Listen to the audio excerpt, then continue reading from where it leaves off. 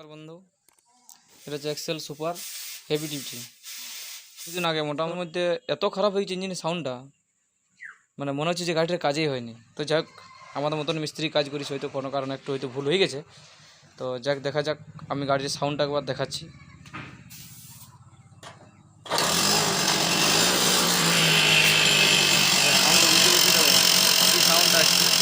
Hello viewers, দেখো আমি Excel সুপারের চেম্বারটা খুলেছি।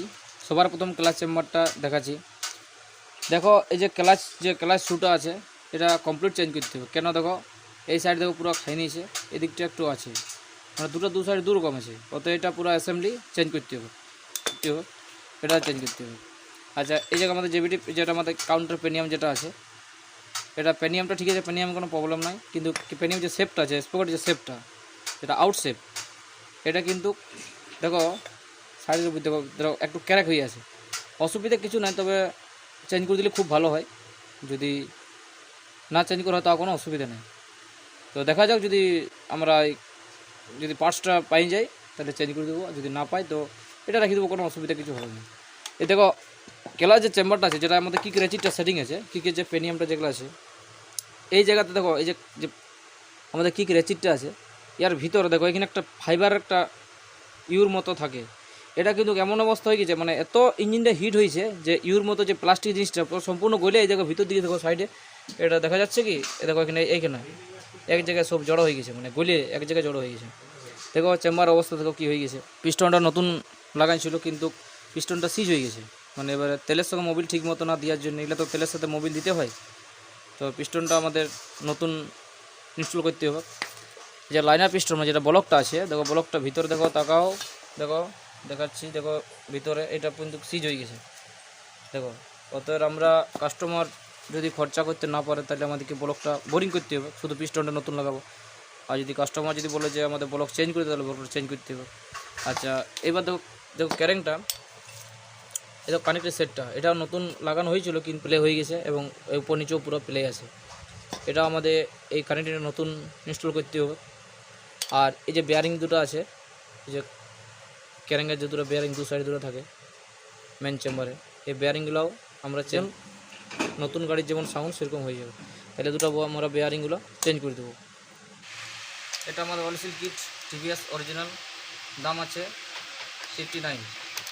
এটা পুরো কিট আছে। আমরা এবারে অয়েল সিল ইনস্টল করব। তো সবার আগে আমরা দেখি কটা আমাদের এখানে অয়েল সিল আছে। দেখো বন্ধু, দেখো এটা হচ্ছে ক্লাচ সাইডের অয়েল সিল, মানে ক্লাচ চেম্বারের সাইডে অয়েল সিলটা। এটা হচ্ছে স্পকেটের, মানে যেটা এখানে লাগছে, এখানে যেটা লাগছে এখানে অয়েল সিলটা। আর এটা হচ্ছে ম্যাগনেট সাইডে অয়েল সিল। তো এটা আমরা ইনস্টল করব। ধন্যবাদ। তো হ্যালো ভিউয়ার্স, আমি মেন চেম্বারটা ফিটিং করছি। দেখো এটা কানেক্টিং সেটটা নতুন লাগানো হয়েছে। আর এই যে দেখতে পাচ্ছ, এই চেম্বারটাতে যে বেয়ারিংটা আছে, বেয়ারিংটা নতুন ইনস্টল করেছি।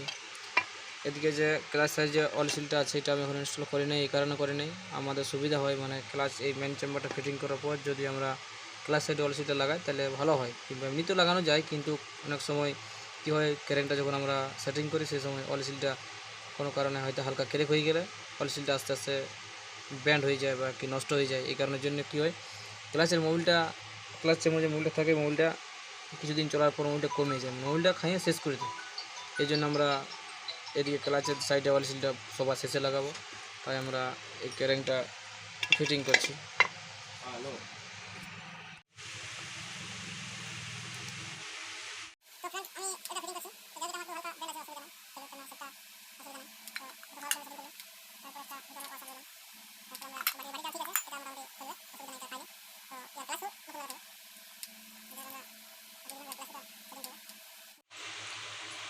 তো ফ্রেন্ড, আমরা টিপি কোম্পানির পিস্টন ব্যবহার করছি। তো এর টোটাল তিনটা রিং থেকে পিস্টন রিং, একটা ডবল একটা সিঙ্গেল। তো আমরা কীভাবে রিংটা সেটিং করবো, সবার প্রথম আমরা এই রিংটা সেটিং করবো। এটা সবার প্রথম সেটিং করলাম। তারপরে আমরা দেখব কম্প্রেসার রিং কোনটা, কম্প্রেসার রিংটা এটা তোমার পুরো কালো ব্ল্যাক হবে। এটা একটু দেখো সোনালি কালার বা সিলভার কালারে দেখা যায়। এটা আমাদের মাইলেজ রিং বা তেলের রিং। তো এটা আমরা সেটিং করব। এবং তো হ্যালো বন্ধু, আমাদের এক্সেল সুপার হেভি ডিউটি যেটা আমরা ইঞ্জিনের কাজটা কমপ্লিট করে দিয়েছি, মানে আমরা ফিটিং করেছি। এবারে স্টার্ট দিব, দেখা যাক। স্টিক বানানো দিচ্ছে।